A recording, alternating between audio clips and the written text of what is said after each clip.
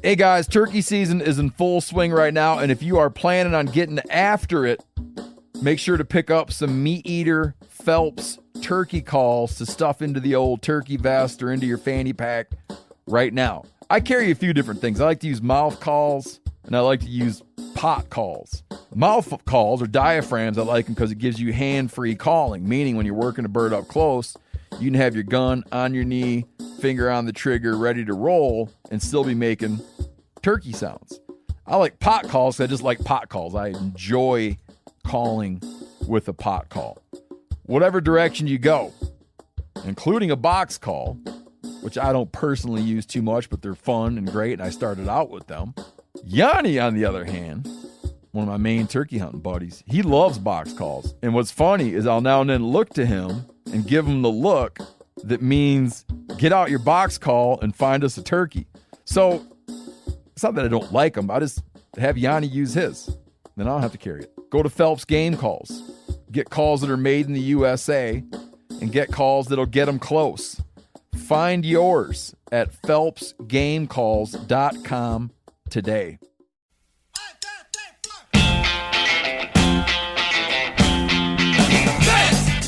Number 1, on the dam. Number 2, all four corners of the dam, upper and lower. I'm seeing a dam theme here. This is Bob the Garbage Man Bratananananewski, and one time I dressed up as an Atlantic City police officer. He goes, "Hey, do you want your fish clean?" And me being 4, I'm like, yeah, I would like a shiny, clean fish. Oh, sweetheart, the great pumpkin has fins. Good morning, degenerate anglers, and welcome to Bent, the fishing podcast that still dresses up like Roland Martin every Halloween, even though it just spends its entire night explaining that it isn't supposed to be Ric Flair during a golf outing. I'm Joe Cermelli, and guess who's riding shotgun for this entire cut-rate haunted hayride? Hayden Samick, that's who. Yo, how are you, Joe? I am great, man. Yeah, buddy. Hayden is rolling along for this whole loosely Halloween-themed show we're doing since Halloween is this Sunday, which begs the question, because we've done Halloween show. We did a Halloween show last year, so everybody knows I'm a fan of Halloween. But I don't know. Are you a fan of Halloween? Does this holiday excite you? You know, I get a little excited, but it gets different as you get older. Like, you know what I mean? Like, at first, it's this real, like, wholesome excitement because you're a kid excited about running around with your friends and getting free candy. Then the pendulum swings to the other side around college when you get excited about, like, completely unwholesome things relating to Halloween. And, but the pendulum's swinging back, and I'm kind of just excited to, like, you know, hang out and hand out some candy and dress my dog up stupid. And, yeah, so, yeah. Oh, you're in the dress up the dog phase. The next phase, and then it rekindles, is someday you'll have kids, and then Halloween gets super fun again because you see them just run around and like fall over and cry and stuff. But just stick with the dog for now. Don't rush that other part I just said. So then, what is the most ridiculous thing you've ever dressed up as? Whether that's child phase or college phase, what is it? When I was a kid, I dressed up as a hockey goalie, like complete with like rollerblades and everything. And eventually it got too hot. And I realized it was super inefficient because while all my friends were just running from door, like crossing the sideline and going to the next door, I would have to go all the way out, whatever, like walkway, all the way down their driveway to the street, cross the street, up the next. It was horrible. It was bad. So I decided I was going to be an X Games rollerblader instead. So the only part of the costume I kept on was like the rollerblades. And I remember crossing a sideline to catch up with my buddies and yelling, "X Games rules!" And as I did that, I slipped out and broke my arm. So basically, you were just kid in rollerblades was the costume by the end. Yeah. You know, it's funny though, man, because I used to play a lot of roller hockey, and that was always the deal. Like, I played goal, I loved goal, and I'm like, I'm gonna do goal on skates, and then like one fake period on the street, and I'm like, I'm gonna take off the skates. You know what I'm saying? Yeah. Well, you know, all the neighborhood kids got together and donated candy because I had to go to the hospital. Well, no, that's so nice. It sounds nice, but actually the little shitheads, when their mom asked them to donate the candy, they gave me like all like the Tootsie Rolls and the raisin boxes and just shit they didn't want. You got the Raisinets and the Necco wafers, man. Yeah, well, thanks, that's how Tyler. you do when you're a kid. I wish I had. I wish I had a story that good. I don't. I'm actually pretty lame. Would you believe I have not put on a Halloween costume since high school? And it's mostly because I have no friends, and the few I do have don't have Halloween parties. If they do, they don't invite me. But the last time I got dressed up was my senior year of high school. I know, man. It's brutal. It's brutal. Enjoy your youth. This was at a Catholic high school, mind you, and only the seniors were allowed to come in costume. So I just basically wore jeans and a T-shirt, similar to your X Games outfit. But I did my face up with one of those zombie kits, and I got to say, I was pretty good at those. You know, the ones with the blood and the scar putty and all that shit. They're like, $50 at the Halloween store. I could do them really, really realistically, right? I was really good at them. And the people in school were freaked out. But then what happened is I fell asleep with my head down on a desk during class, which was common for me. That's shocking. Yeah, I know. Just, I was like, this is an elective. I will sleep through it. But when I got up, my face was plastered to the desk, and all that shit just like peeled off my face and was stuck all over my open textbooks and completely ruined them. So that's the last time I did Halloween. So textbook covers can't protect you from everything, man. Yeah, I know. Brown paper bag. Oh yeah. It's like kind of unsurprising to me that you're good with like zombie makeup. I feel like you're kind of a creative dude and like, kind of crafty and shit. A little bit. My wife is more artistic than I am, but I always love that stuff. And that was the last time in high school when I did the zombie makeup deal. But every Halloween, I'm like dying to put it on my kids, and they won't let me. Like my daughter will be like, "Oh, I want to be a cheerleader," and I'm like, "Perfect. Can you be a zombie cheerleader?" She's like, "No, Daddy, no." She refuses. Anyway, to get us in the Halloween spirit, here's what I did. Right, since we're talking costumes, I did a thing. Yeah. I called up a bunch of past guests to find out the most embarrassing or crazy or ridiculous costume they ever wore. And we'll be peppering them throughout the show. And we'll start with my bud Brian Wise, stream retire extraordinaire of Fly Fishing the Ozarks fame.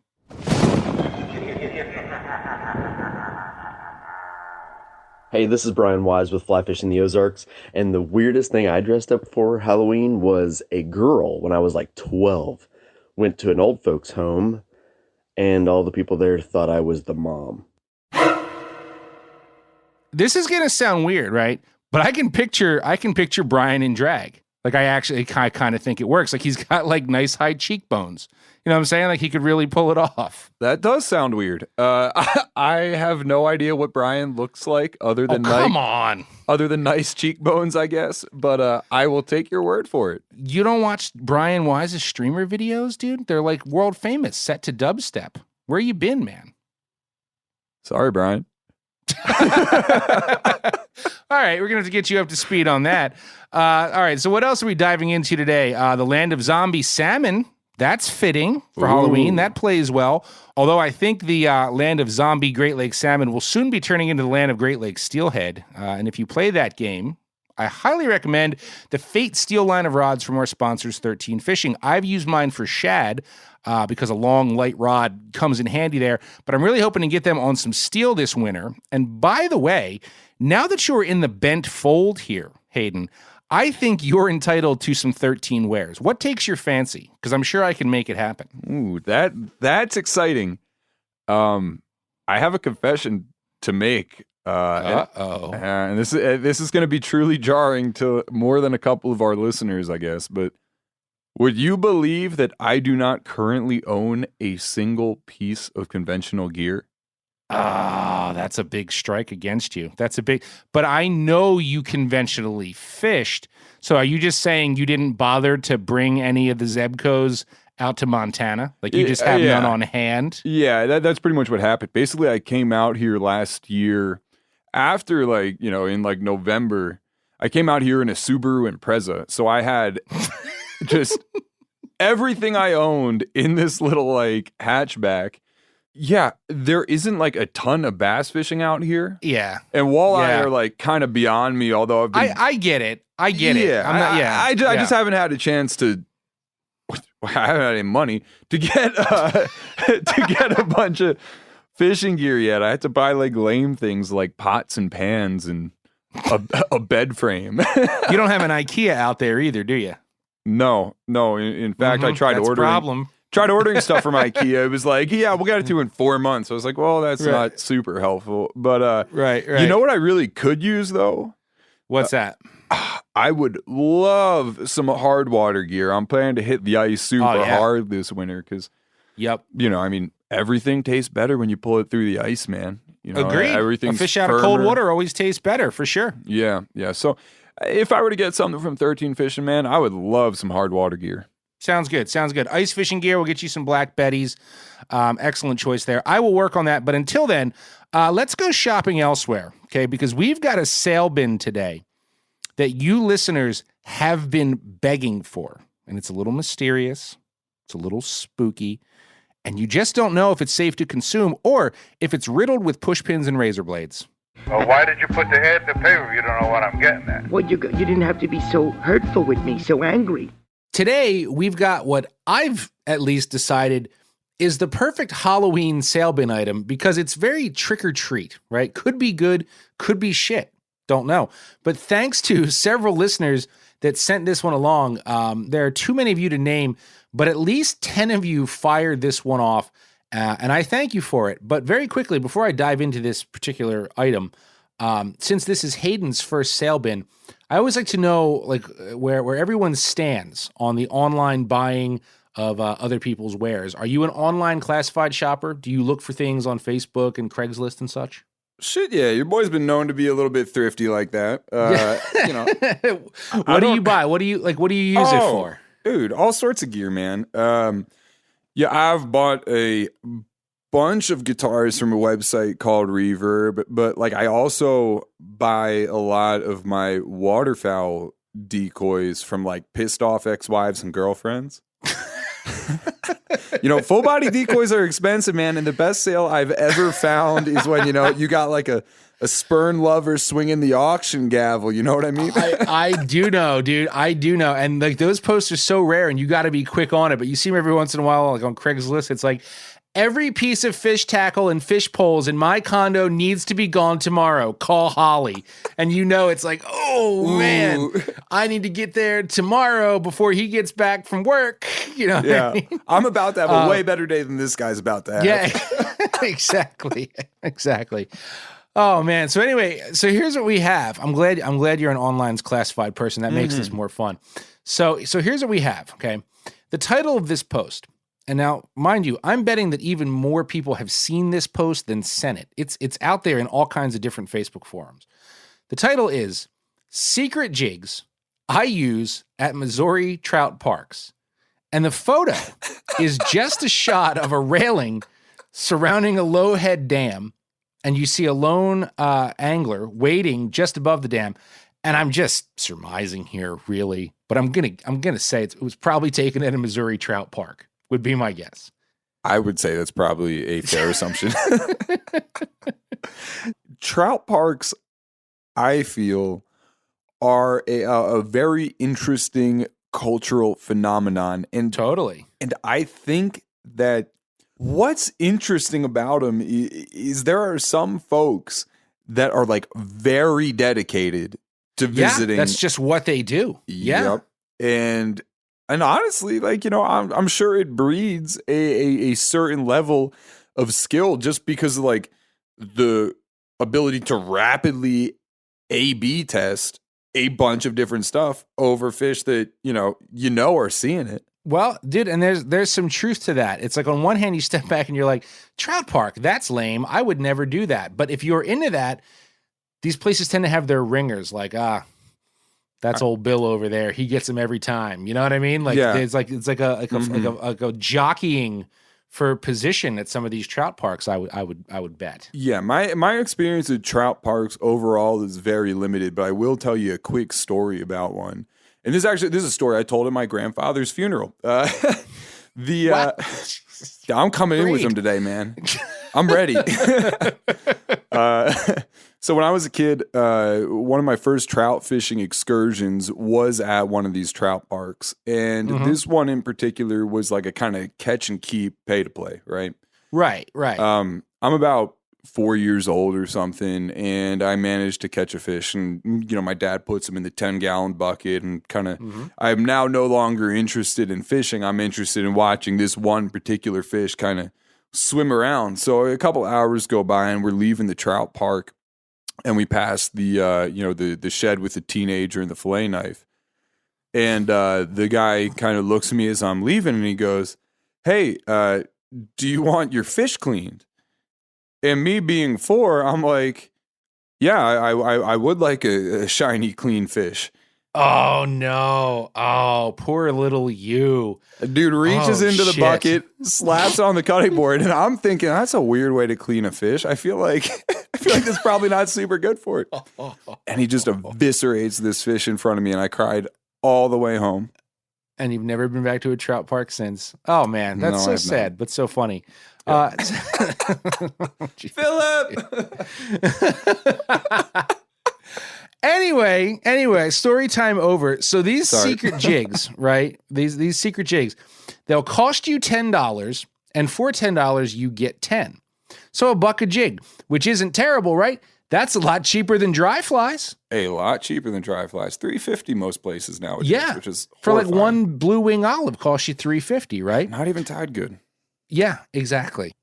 But anyhow, man, I would say that these $1 jigs are not only a good price, but a steal for what they are. And what they are is lightning in a bottle, man. I'm going to read the listeners the description of the jigs in question. So 10 for 10, my secret jig that I catch 30 to 50 trout a day. No picture to keep it secret. I guarantee you will catch your limit daily. I have used this jig for 48 years. We'll also throw in a detailed diagram of how to use it. Phone number hidden. 48 years is kind of odd. Why not just say 50 or 45? Like, that's very specific. Hey, you want to know that he's an honest dude, and these jigs will really catch 30, so he can't be exaggerating. Right. But so I got to say, right, in a way, it's kind of genius marketing. It's like the grown-up version of the surprise eggs all the little kids are into, right? And much cheaper, I might add, because I know from experience. It's like, you know, you give me $10 and trust me, this is going to be good. Like, you're going to like this. There are a lot of secret recipes that people go to great lengths to keep that way. Dude, 100%. But this is like a wink and a nod you've put out on the entire internet. I'm surprised that he didn't put it on the dark web. Right. So he's trying to keep it secret, and then he assumes the buyer will keep it secret. But you know, at some point, some asshole is going to spill the beans, and that asshole is me because I have purchased these. Oh, you didn't. I did. I'm holding the package here, and I have not opened it, and it's been killing me for over a week. I have been saving this for this moment on this sale bin right here. This is going to be the first ever unboxing on this podcast. I got to say, I just did this through Facebook, and not to be rude, but like, you're not giving your credit card to like a business. You're dealing with some rando dude that fishes Missouri trout parks. So I'm still convinced somehow this will result in like my bank account being drained or my identity stolen. You to PayPal, man. Well, yeah, I use PayPal, okay, smart guy, but still, I'm like from Jersey. I don't trust nobody. You know what I mean? Oh, apparently you do. Yeah, well, yeah, but it's all worth it to amuse the Ben audience. I'm doing this because I want you all to catch more fish. God damn it! Like, I want you to have all the advantages. On the other hand, I want you to know if you're getting scammed. I believe it's worth $10 of my hard-earned money to let you know this. I'm not even going to expense this, dude. I'm not even going to make Meat Eater pay for what very well could be a mistake. This is a lot of pressure on you too, because this could be a cloud of anthrax. Like you're watching me on the computer right now. Like I can open this now and that inhale you've said something. that, I'm very happy I'm watching you on the computer. You're safe out there in Montana. Yeah. It could be a mail bomb, although it's very light. It would be the most sophisticated mail bomb ever. But I'm actually, listen, this is my scissors. I have sat on this for a week, and this is it. Phil, you need to put a drum roll over this. I'm so happy. I am cutting the envelope right now, and together we are going to see about these secret jigs. Oh, look, dude, they're all wrapped up in weird paper. These are going to be good. Oh my God, is it a scam? Oh no, that's the diagram. Oh my God, dude. You've got to be kidding me. You've got to be kidding me. I'm going to see it. I'm going to hold this so you can see it. It's in It a is pill literally a pouch. tiny bag. Can you even see that? Oh my God. Of like, those are Perdigons. it's Perdigons in all white. It is literally just a jig style hook, gold, with an itty bitty head that looks like a nymph head, painted white, and then he has just wrapped white thread behind it and tapered it. That is it. That is all that it is. I was expecting like bucktail or just I was expecting it to be anything. like some 48 years, dude. This should have been some precursor to the trout magnet or something. These I mean, all it looks like is a Euro nymph with an upturned eye. It's just a white thread. what is tiny the, white. What does the diagram say? Let's look at the details. Let's look Does at the it say put a description. worm on it? The detailed diagram. It's going to tell you to tip it with something. And I read, the damn guy's advice for catching trout at Bennett Springs State Park. If you fish Bennett Springs State Park, this is your lucky day. Man, how to set up fly rod or spinning rod for this jig. Number 1, always use 2-pound test line or less. What's less than 2-pound test line? 8X tippet? I don't even know. I don't know. Does he have some secret line that he also sells with these secret jigs? No, man. Always try and fish about 6 inches from bottom. Always make sure there isn't any moss on the jig. Parentheses, very important. Use an adjustable cork. When using a spinning rod, make sure you keep the line tight. Tie jig on leader between 6 and 8 inches above that and put number 6 split shot. Adjust cork accordingly. Best According place to to what? fish best place to fish this jig at Bennett Spring. Number 1, on the dam. Number 2, all 4 corners of the dam, upper and lower. I'm seeing a dam theme here. Not many people think to fish the dam. Oh my God, dude, this is number 3, all the handicapped spots. This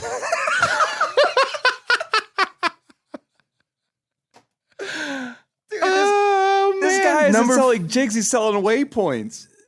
Number 4, feeder stream outlet. Number 5, feeder stream from hatchery outlet to stream. This is ridiculous.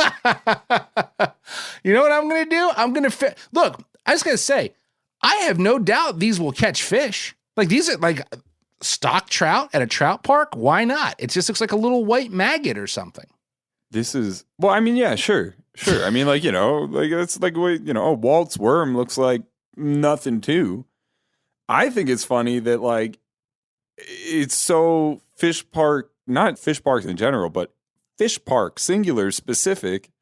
And I do like that if you took anybody to survey this body of water and you were like, where do you think you catch some fish? They would point to all of this dude's secret spots immediately. Yeah. Yeah, I mean, like I'm not mad at dude. They're definitely heavier. I think these are lead. Like these aren't like a tungsten head or a traditional nymph head. they're lead. I actually think these are itty bitty lead jig heads. But it's just so funny to me. I mean, there's not even a piece of flash in them. It is literally just white thread. That's all it is. What do you think the likelihood is that we have a listener that is in like reasonable proximity of this fish park? If you are, hit me up. It also bothers me because now that I think about it, this man has my address. So he could now send me anthrax or a letter bomb for divulging the greatest secret in all of fishing on this podcast. I don't get the feeling that this dude is super tech savvy, man. I think you're going to be all right.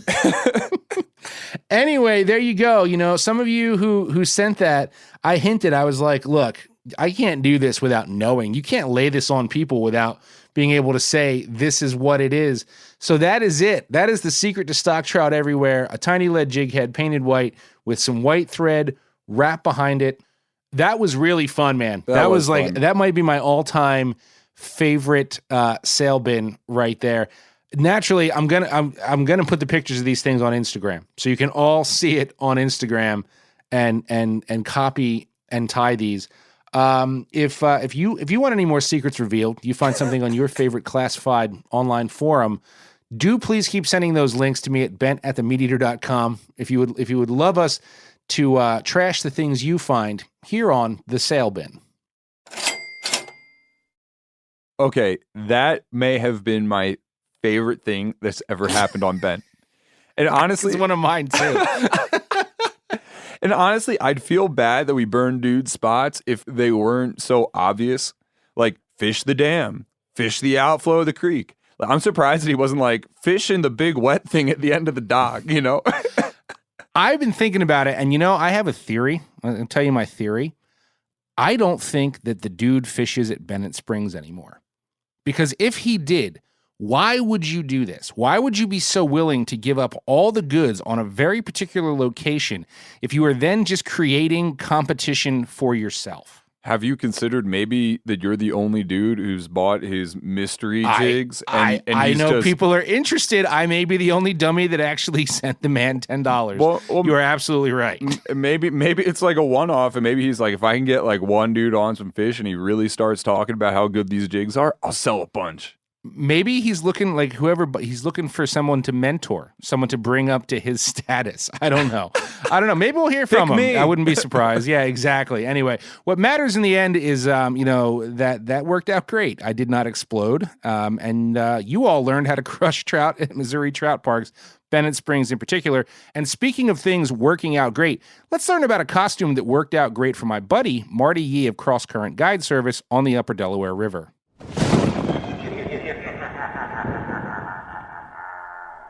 Hey, it's Marty from Cross Current Guide Service.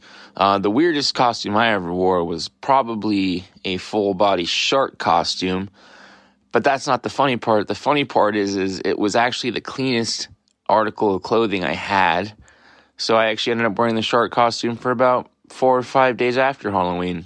Worked out great. Party Marty.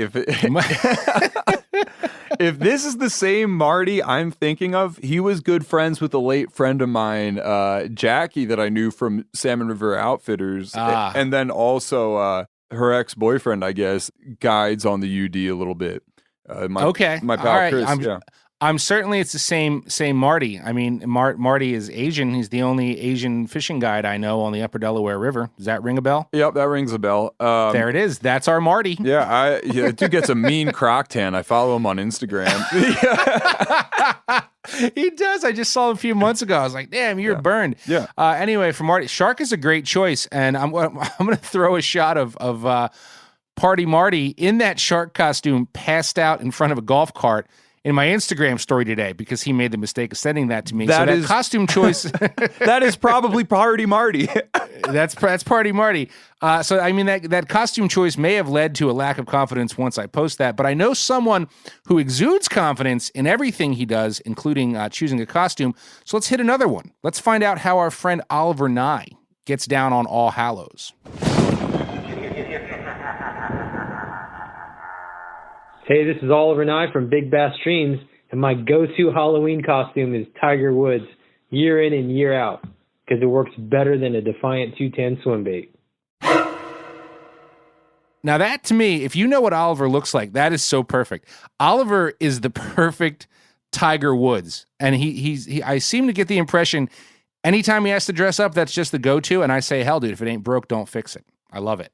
Yeah, I mean, I don't know too much about golf. I shot some geese on a golf course one time when I was a kid and got the cops called. But that's about like the limit of my golf course experience. I do know about Tiger Woods though, and him and I would hope so. And him and I have something in common: a champion's mindset. And Joe, you better watch out, because I'm bringing that champion mindset into this week's installment of Fish News. Fish News! That escalated quickly. Big news right out of the gate here that I'm very excited to share, mostly so people stop asking me. That's just real talk right there. Mark your calendars because episode 1 of B-Side Fishing Season 2 drops next Friday. That's November 5th on the Meat Eater YouTube channel, which means for a month straight, starting next Friday, you'll get a fresh bent and a fresh B-side on the same day. And so how on earth will you get any work done on Fridays is what I want to know. It says here I'm supposed to tee you up to talk about some details about B-side. Nice. Way to put the effort in on that one, Hayden.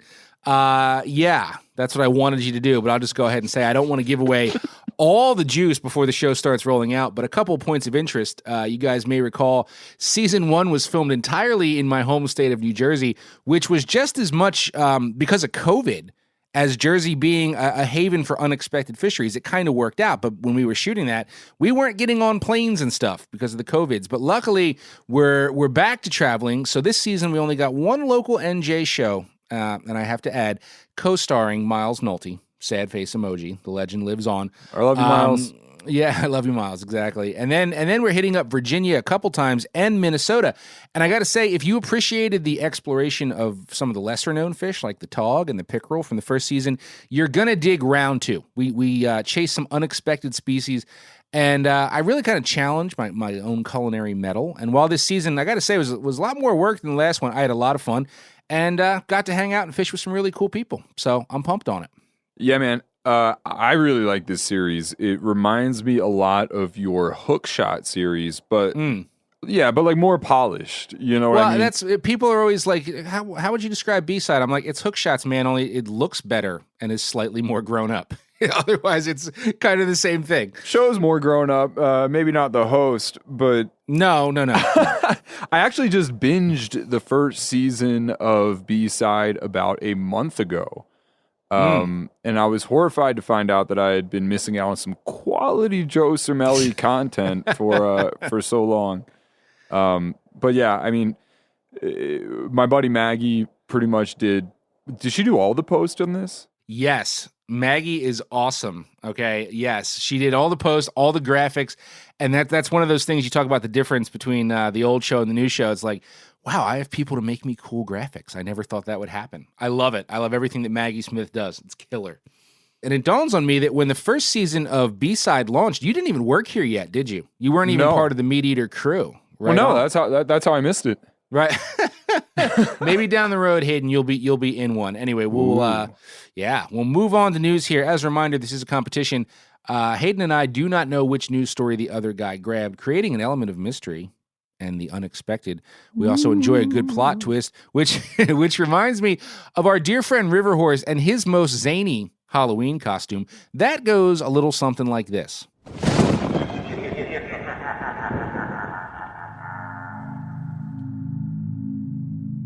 Hey now, this is River Horse from the deep south in Texas. My favorite Halloween costume I ever dressed up as was... Wait a minute. Oh my gosh.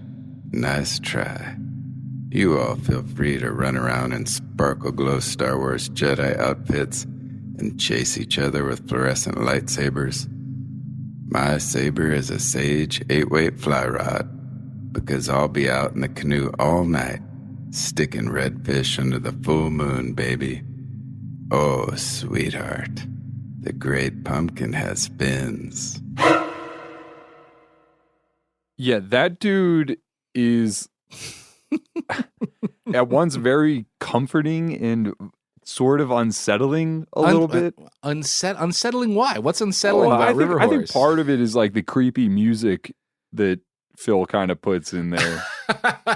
That's Phil though. That's not River Horse, man. He'd have like Phil some Skinner or some Joe Walsh jams in there if it were up to him.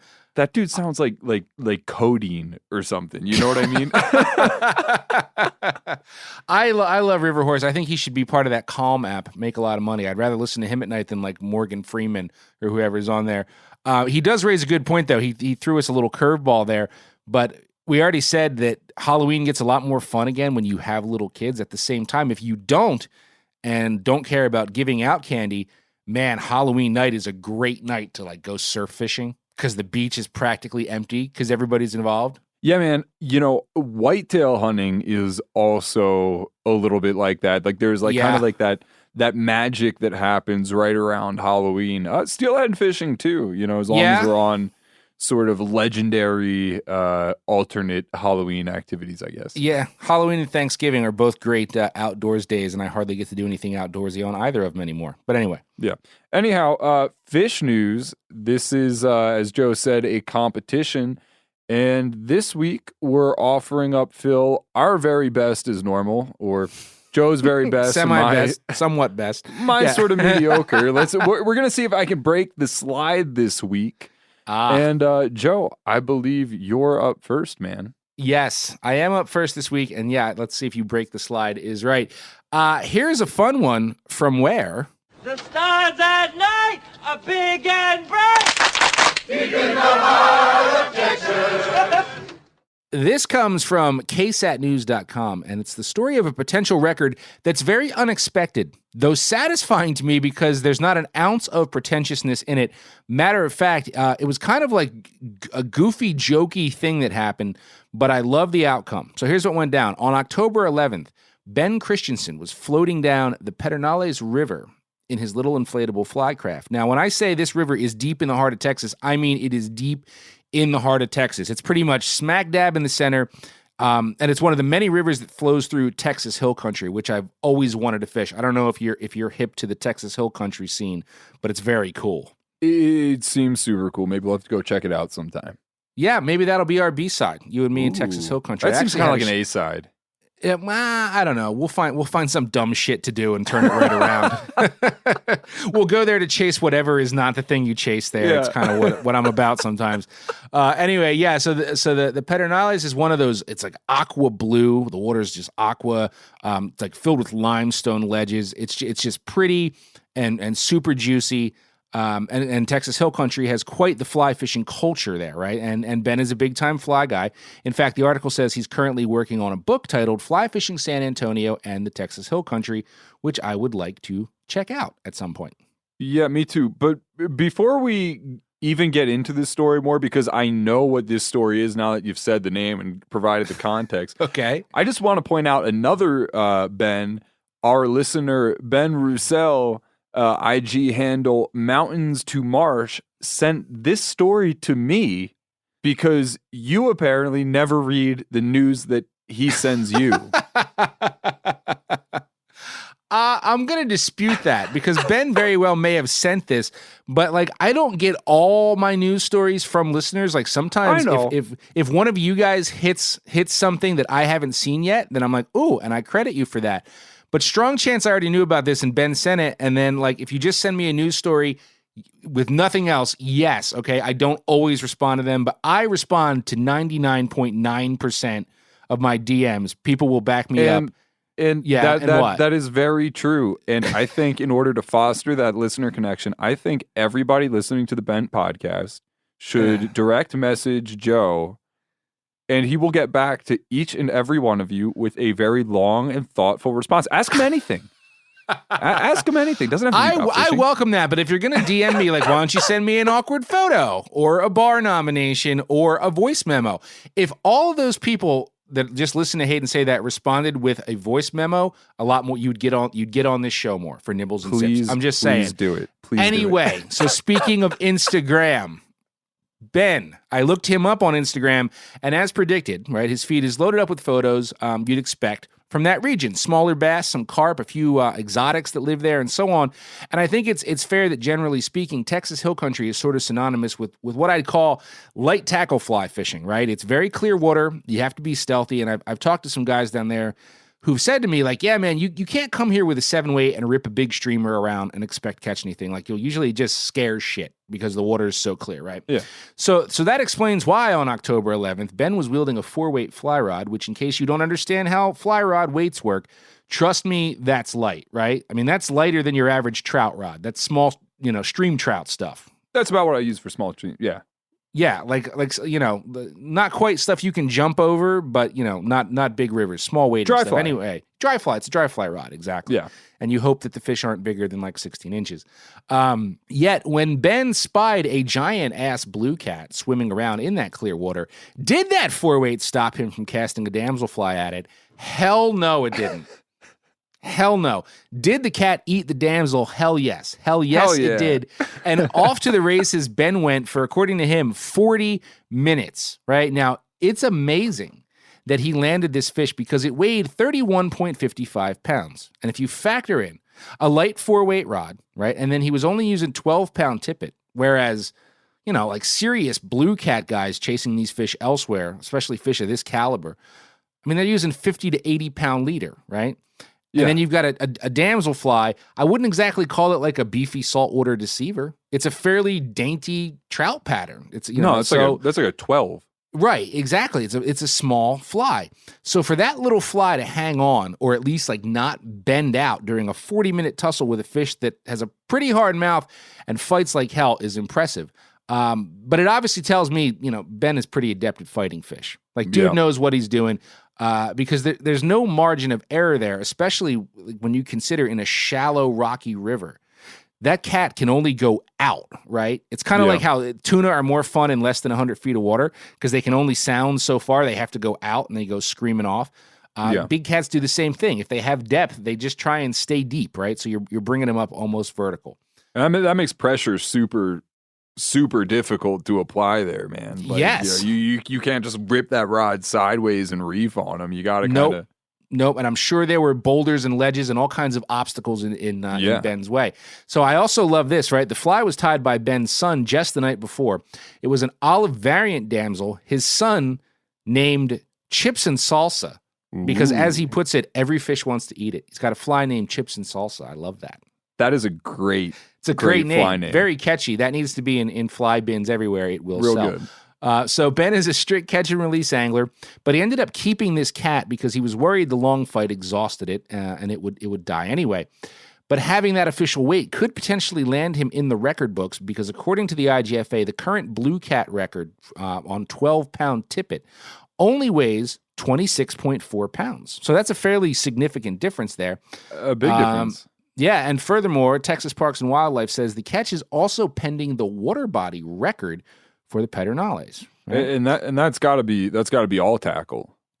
Yeah, right? I mean, I don't know if that's I know what you're saying. I don't know that much about how water body records work, but I don't believe in most cases that they're broken down by tippet class or anything. I think that just means he caught the biggest blue cat known to have ever come out of the Pedernales, which is pretty damn cool.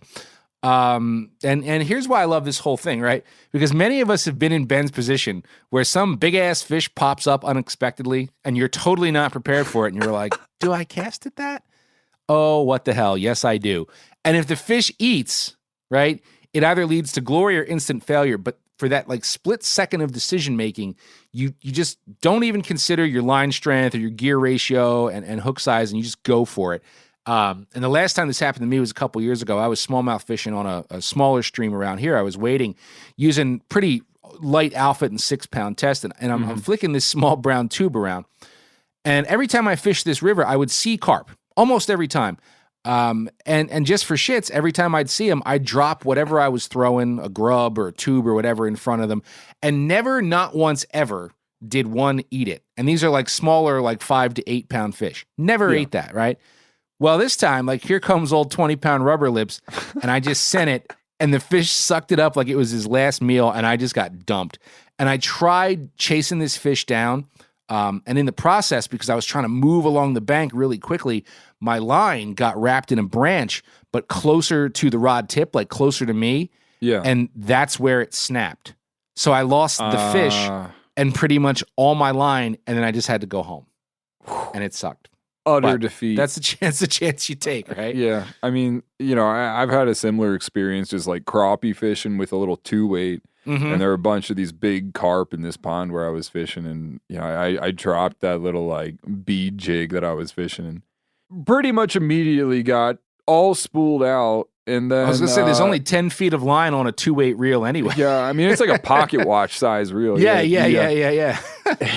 And but before the line could run out, the carp broke the rod in half when it got caught around my reel. Oh, man, that's a bummer. I actually have a really good future nibbles and sips about a carp breaking a rod. Anyway, one final thought on this. In my opinion, catfish are kind of overlooked as a fly target, right? I know it's not like a front runner in the fly world, but some of the most fun I've ever had with a fly rod was throwing a mulberry pattern at blitzing channel cats on the Hudson River. And I've also stumbled into them rising for white flies too. And I have some buddies that claim they can get me a flathead on a streamer. I just haven't gotten there yet because that's one of those bites where they call you and they're like, bro, you need to get down to the Schuylkill in Philly now. You know what I mean? It's like you got the window is there, they're doing the things, and the water is right, and you could make it happen if you get here now, and I just haven't yet. But I think people should chase more catfish on fly rods, just saying. Yeah, it's interesting. If there's one thing you know about me, man, it's that I really like chunking for catfish. Yep. And I guess if there's another thing you know about me, it's that I really like catching fish on fly gear. Yep. And you would think that would be a pretty obvious intersection of those two interests. And I've heard of people catching them, particularly on mulberries. It's situational. That's the problem. Like I think like the catfish on fly, especially rising to something, you can't go out and find that. Like it finds you. In all those scenarios, it's like, I was there fishing for carp with the mulberries, and until the tide changed, it was nothing but channel cats up. So I'm like, okay. And then you're smallmouth fishing with white flies, and then there's channel, but it's a really hard thing to find. And channel cats are funky now, right? But because they'll eat a bait off the bottom, and I don't know how many times I've inadvertently caught them on smallmouth lures. It's almost like at some point in the year, and I think it happens a lot in the fall, they'll just flip this switch for a little while where these like lazy vacuum cleaners just go full on mid-column predatory mode, and they're like chasing bait fish around and stuff like that. I've just never been in that scenario with a fly rod in my hand. So. Yeah, I've caught channel cats on like poppers fishing at night, but that's about as far as like I guess you'd call unconventional catfishing methods goes for me. Yep. Hey guys, turkey season is in full swing right now, and if you are planning on getting after it, make sure to pick up some meat eater Phelps turkey calls to stuff into the old turkey vest or into your fanny pack right now. I carry a few different things. I like to use mouth calls, and I like to use pot calls. Mouth calls or diaphragms, I like them because it gives you hand-free calling, meaning when you're working a bird up close, you can have your gun on your knee, finger on the trigger, ready to roll, and still be making turkey sounds. I like pot calls. I just like pot calls. I enjoy calling with a pot call. Whatever direction you go, including a box call, which I don't personally use too much, but they're fun and great, and I started out with them. Yanni, on the other hand, one of my main turkey hunting buddies, he loves box calls. And what's funny is I'll now and then look to him and give him the look that means get out your box call and find us a turkey. So it's not that I don't like them. I just have Yanni use his. Then I don't have to carry it. Go to Phelps Game Calls. Get calls that are made in the USA and get calls that'll get them close. Find yours at phelpsgamecalls.com today. Speaking of roping in giant fish. Ooh. I got a heater, and if Phil doesn't like ancient fish in places where they're not supposed to be, like last week, maybe Phil will be more interested in saving the whales. Oh, yeah, dude. Totally. Can't you see Phil on one of those whale boats in the Antarctic ramming other ships while he's on the bow? Phil is one of the secret meat eater Greenpeace folks that you hear about.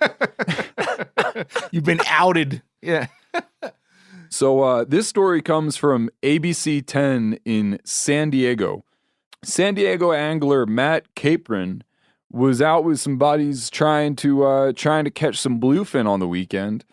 They were about 100 miles off the coast of Point Lima when they came across a humpback that got itself all f***ed up in a lobster pot. The whale had managed to get its tail wrapped around 6 or 7 times just above the fluke. So obviously, that whale's not going super far. Right. So what did Capron do? He grabbed a fillet knife and just went full send, jumping into the water and cutting away the rope, freeing the whale. Good. One of his buddies, it was badass. One of his buddies took a video of the entire thing, and it's some crazy footage. But my favorite part of that whole video is you can hear a guy in the back comment, "George is still fishing." George, you are a man after my own heart, and I appreciate your dedication despite the context in which you're fishing. Dude, I really want to try not to get off, but that just triggered a story in my brain very, very quickly. I'm not going to name names. I've never gotten my buddy to tell the story publicly. He knows who he is. He's listening. But I have a friend who was on a party boat way offshore, and a guy died of a heart attack. He just dropped dead. And it obviously it shook the whole boat, right? Everybody was upset. But there was that one old crotchety grizzled dude who he paid his $120 to be out there tuna fishing. And as they're zipping the dude up into a sleeping bag, he's like, well, guess I'll keep the chum slick going. It's always that one. Anyway, that's what it made me think of. That's what George. That's George. That's what it makes me think of. Yeah, I've heard a story similar. It might be it might have been on the Meat Eater podcast, but somebody was telling a story about how one of their buddies or a buddy of a buddy died in a duck blind, and they thought the best way to honor him would be to shoot a couple more ducks while they were still flying. Yeah, dude. If I ever die on a boat full of buddies, boys, keep fishing, okay? Yeah, there's nothing you're going to do for me. Anyway. Yeah. Anyhow, the whale wasn't a huge whale. But being at the ass end of a whale like that is pretty dangerous, particularly when you're treading water holding an 8-inch fillet knife. Yeah.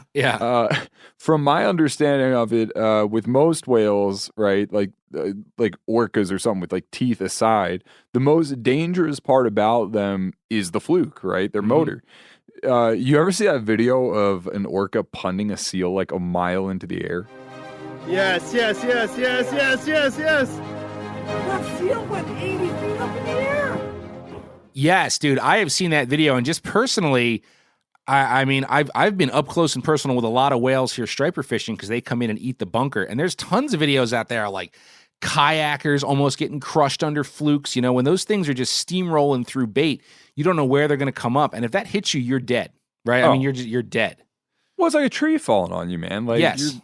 Game over. Exactly. Yeah. Well, I mean, granted, the whale in the video of the seal was an orca, but it just kind of goes to speak to that sort of power that these things have. Dude was in a pretty dangerous spot. But everything ends well. The guy doesn't get whale punted into another dimension. Willie goes free. The reporter asked him if he felt like the whale came back to say thank you. Guys, we have to anthropomorphize everything. Also, Free Willy, but not Days of Thunder. I don't like that. Wow, I'm of a certain age. They came out the same year, I think, but that's irrelevant. Maybe, I don't know. The whale may have just been disoriented after nearly drowning. Possibly. It's a possibility. Yeah. It could have just swum in a circle. Anyhow, the story is kind of cut and dry. The whale got tangled, dude freed it, the end. But it kind of got me wondering a little bit. A lobster pot 100 miles offshore seems like kind of a needle in the haystack, right?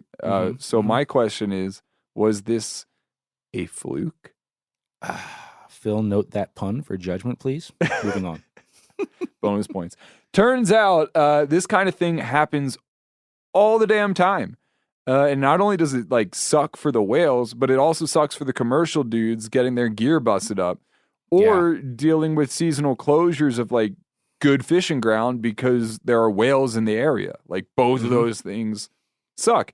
So researching that a little bit, I found out that this is such a problem.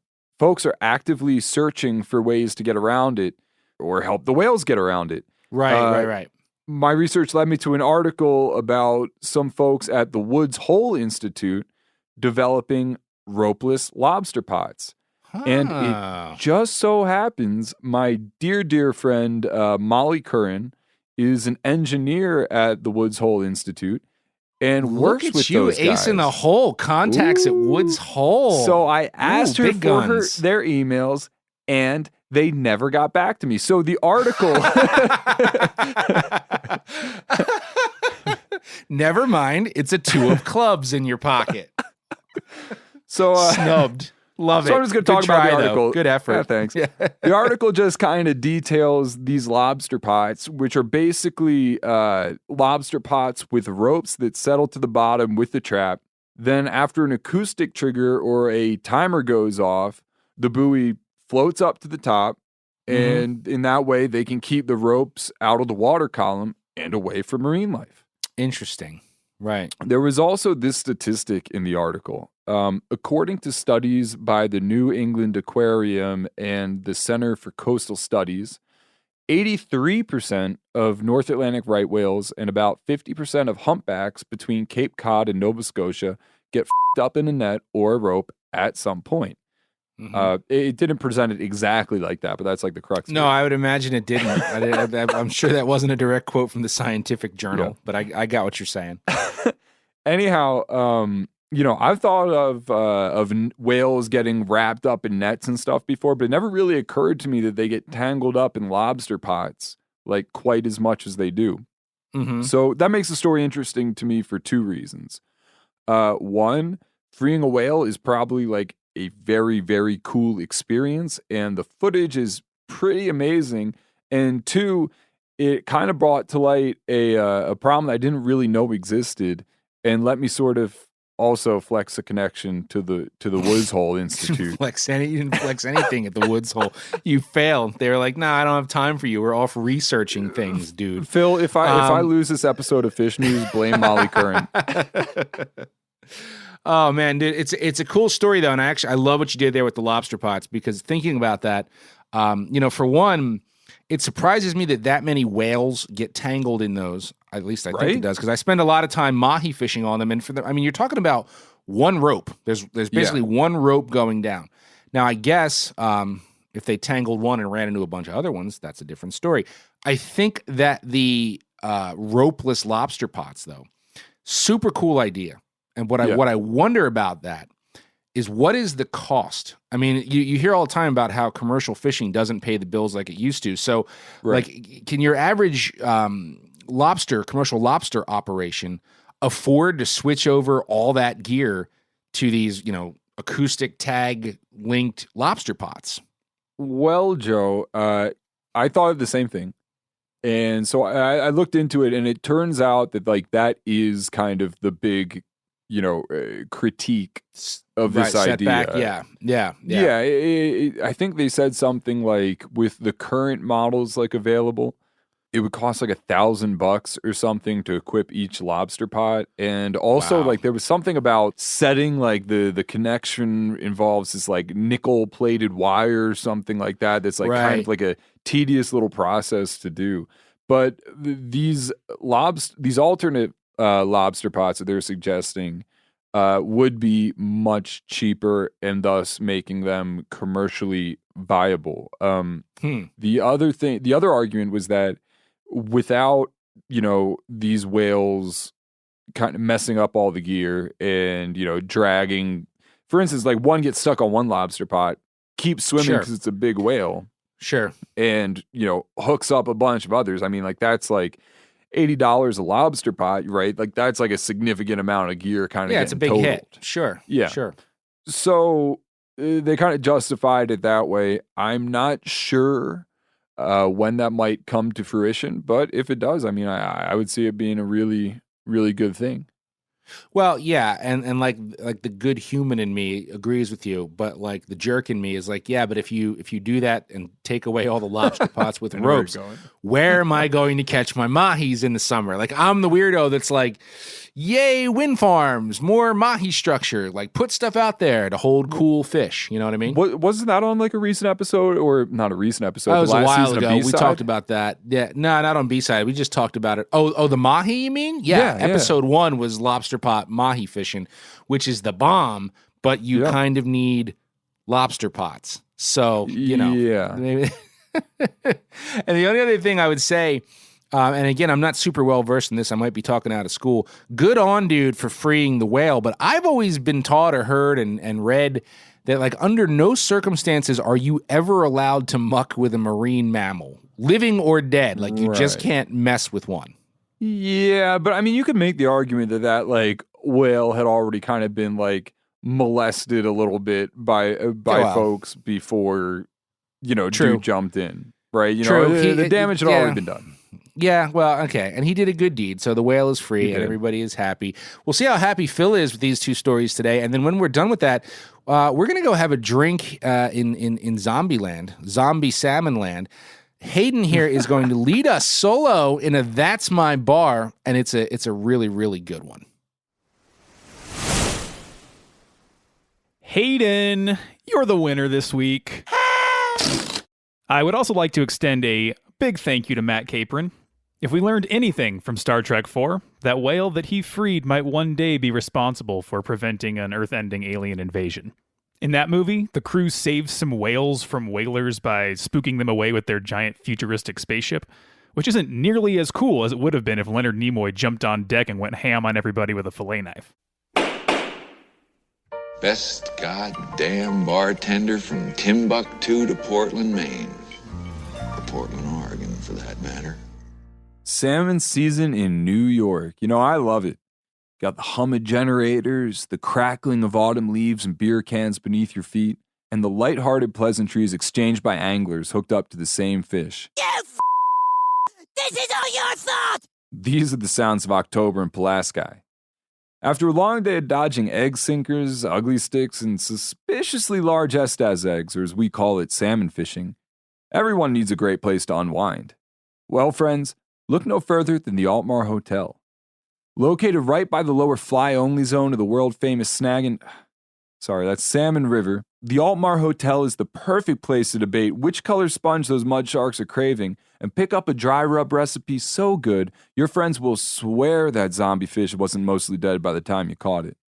At Altmar Hotel, they combine friendly service and staff with the ever-present feeling that a full-on brawl might break out. And that's true. The bartender's going to call you honey, while on more than one occasion, I've been pretty sure fish weren't the only things about to find themselves bludgeoned in the parking lot. Anyhow, you sit down for a cold one at the bar and you might notice a sign that says, Lou, be nice or get out. Now, Lou's a friend of mine, and if you're lucky enough or unlucky enough to run into him, you should know that that sign is only half joking. He's grumpy as hell, and he's convinced you suck at fishing. If you're feeling brave, you can go ahead and buy him a shot at tequila, and he'll be glad to tell you exactly why that is, but be warned. He really isn't very nice, and he's normally kind of right. Jokes aside, I do actually love this bar. It's got pool tables, cold beer, that flickering neon vibe, and some surprisingly good live music. You know, what's not to love? From bikers riding Harleys to anglers fishing boutique Hardees, the Altmar Hotel has something for everyone, including a karaoke night, meatloaf Mondays, fish Fridays, and a Thursday wing night so reasonably priced you'd swear they were rotten if only they weren't so damn good. That said, pretty much everything on the menu is great, and I particularly like their chicken parm, which weighs more than the sore-covered ass-snag coho your buddy dragged in today and could feed his whole family in a way less disgusting way.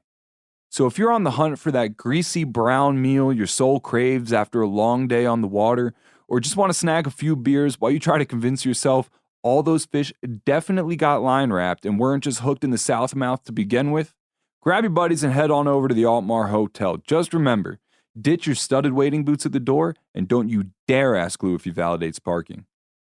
If you've got a dive with this much character or more shady characters, we want to hear about it. Send an email to ben@themeateater.com and rep your favorite fishing bar. Now, what do you think the odds are that Lou does costume parties? Do they have a Halloween party at the Altmar? What would Lou be? I would assume that they had a Halloween party at Altmar Hotel. I do not think that Lou does costume parties. However, if he should so happen to do a Halloween costume party, I want to say he'd go as a pirate. Like, he looks like an old pirate. He has kind of like long hair and like a beard and also, like peg leg. Well, he also seems like the guy at the bar who would be pirate, but just dress in his normal attire and just do the eye patch and the pirate hat. It's like, there you go, I'm dressed, all right? Yeah, it's just another day of drinking. Sorry, it's Halloween. Oh, man. Well, we may never know what Lou would be, but I did ask our resident Lou, our Lou of the striper scene, that being Bob, the garbage man, Bertana, and I got to tell you, while I expected no reply about Halloween costumes from him, I got this.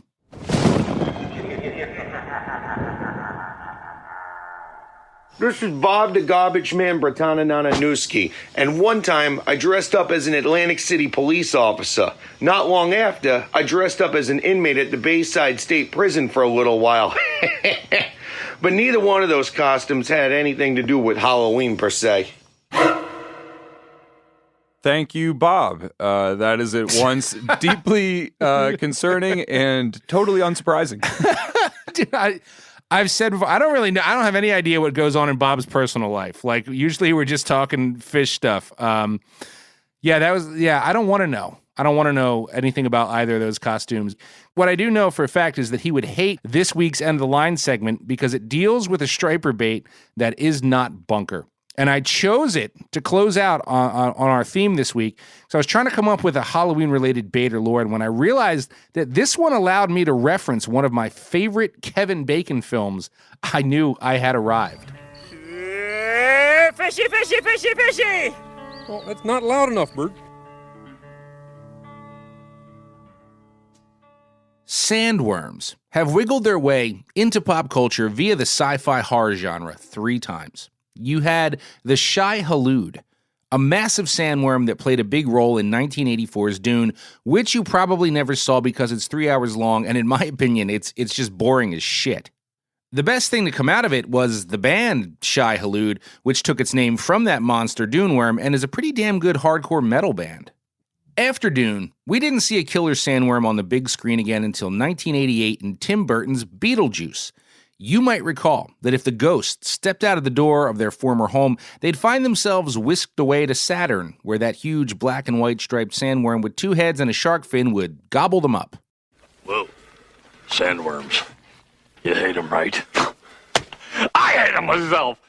But it wasn't until 1990 when director Ron Underwood truly cemented the fear of burrowing worms with nasty mouth parts into the minds of the masses with Tremors and its famous graboids. I lie awake at night, often, wondering how Tremors was beaten out for Best Picture by Driving Miss Daisy in the Oscars that year. Because, I mean, Jessica Tandy is a badass and all, but Hoke and Daisy didn't have nothing on Valentine McKee and Earl Bass, played by Kevin Bacon and the underappreciated Fred Ward. Add in Crazy Bert with all his guns, and you've got a timeless classic. Broke into the wrong goddamn rec room, didn't you, you bastard? Anyway, the thing is, as spooky and terrifying as the Hollywood versions of sandworms may be, it's freakier when you understand that they're all based around real sandworms, and while their traits have been exaggerated to scare you, they do mirror natural features and tendencies of these slimy little worms. Many species of sandworms exist on our planet. They can be found in warm and cold climates and go by several different names, including beachworms in Australia, though the name used most often by science to classify them is actually lugworms. Depending on the age and species, sandworms can range in length from a few inches to a few feet. In Alaska, there are sandworms as thick around as a rattlesnake, while other varieties are just ribbon thin. What they all have in common is what are technically called parapodium, but look like tiny legs or little feathers running down each side of their body, and these, of course, help them burrow and move around under the sand. Sandworms can range in color from pink to red, black to green, and brown to orange, but regardless of the shade, they are all just disgustingly, hideously ugly, and unlike night crawlers, they have a very distinct head and tail. That head also has a mouth, from which it launches two retractable, very sharp, hard, and pointy pinchers. That's how these omnivorous worms grab everything from small invertebrates or bits of seaweed to other worms. And if you've ever used them for bait, you know they will make every effort to sink those pinchers into your skin while you're trying to put them on a hook.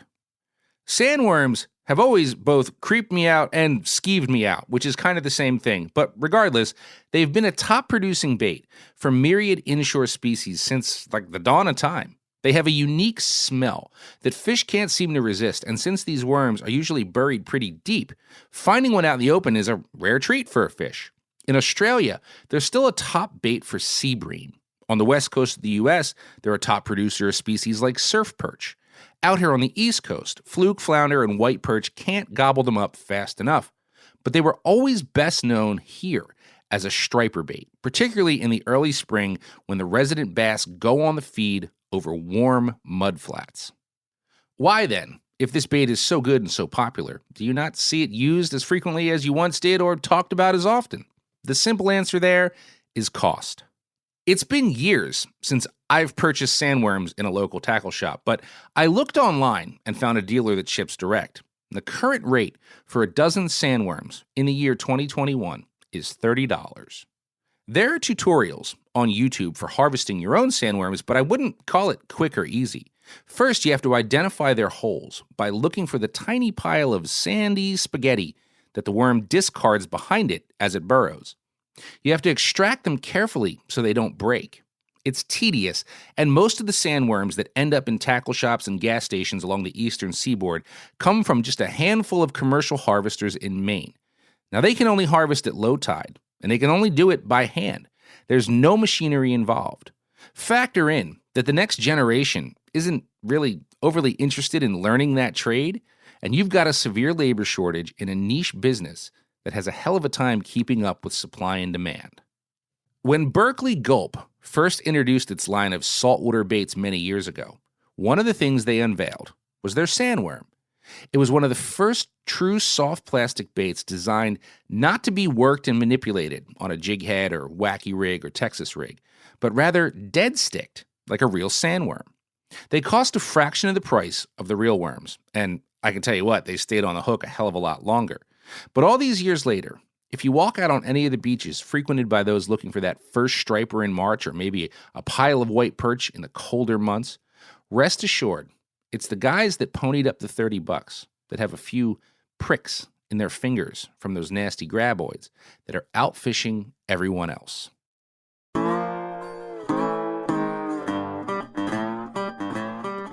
So that's it for this week, but before we sign off, how about one last costume from our amigo and Das Boat star, Captain Frank Crescitelli from Staten Island.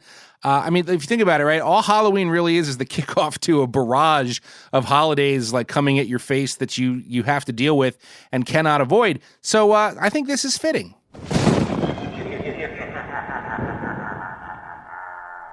This is Captain Frank Crescitelli. And one of the crazy outfits I've worn on Halloween while fishing was a full Santa outfit. I usually break it out on Halloween, but then it makes a reappearance just around that magical time. Classic. Isn't it? Isn't it? Yeah, I've actually seen a couple people fishing in like drift boats and stuff, or during steelhead season around Christmas. Right. I'm not sure I've ever seen it for Halloween. It seems like you kind of just wait a couple months and get your Santa fix then. Yeah, that's fair. But I would bet that like a guy like Frank just has a Santa costume he paid a decent amount of money for. So like he ain't going out to buy like a Frankenstein suit on Halloween. He's just like, it, I'll do Santa twice. It's like a matter of like it's efficiency. It's efficiency. Yeah. Anyway, I hope you guys enjoyed our nod to Halloween. Don't forget, if I end up murdered in my home, it was the Missouri Trout Jigs guy. Driving Miss Daisy wasn't as good as Tremors. Brian Wise is a very convincing woman, and Hayden would love for you to invite him over for Meatloaf Monday. Never turn down some meatloaf, man. Unless it's on the radio. Joe, I gotta say, I had a blast doing the whole show with you this week. This was fun, dude. Yeah, for sure. I've said it before, and I'll say it again. Ben is probably my favorite show on the entire Meat Eater Network. And after they fire me, it'll probably be the only one I keep listening to. Nice. That's good. But while I'm still here, friendly reminder to keep those sale bin items, bar nominations, awkward photos, and all that good stuff coming to bent@themeateater.com. Yes, sir. Also, keep using those Degenerate Angler and Bent Podcast hashtags on Instagram. It's the quickest way to get stickers from us. And finally, after trick-or-treating with the kids this Sunday, do the responsible thing and check all the Reese's and Rolos for embedded sandworms. There's a lot of sickos out there, man.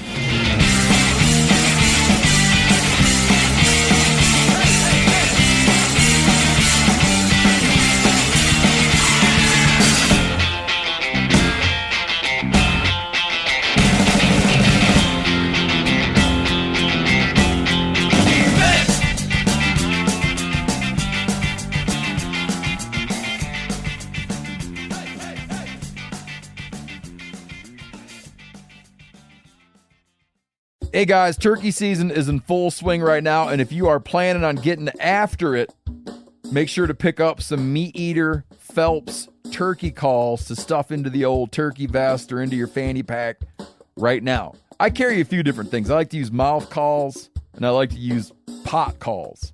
Mouth calls or diaphragms, I like them because it gives you hand-free calling, meaning when you're working a bird up close, you can have your gun on your knee, finger on the trigger, ready to roll, and still be making turkey sounds. I like pot calls. I just like pot calls. I enjoy calling with a pot call. Whatever direction you go, including a box call, which I don't personally use too much, but they're fun and great, and I started out with them. Yanni, on the other hand, one of my main turkey hunting buddies, he loves box calls. And what's funny is I'll now and then look to him and give him the look that means get out your box call and find us a turkey. So it's not that I don't like them. I just have Yanni use his. Then I don't have to carry it. Go to Phelps Game Calls. Get calls that are made in the USA and get calls that'll get them close. Find yours at phelpsgamecalls.com today.